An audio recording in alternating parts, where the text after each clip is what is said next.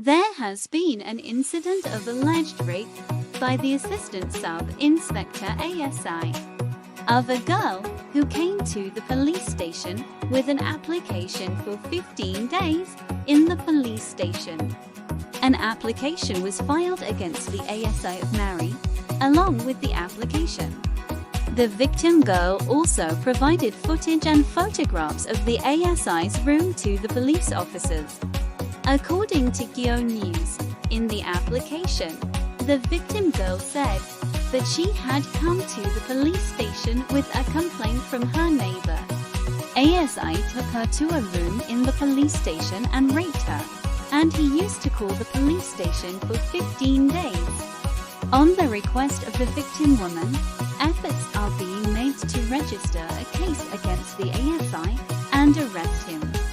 According to the police spokesperson, CPO Rana Pansor has suspended the ASI and charged her on the incident.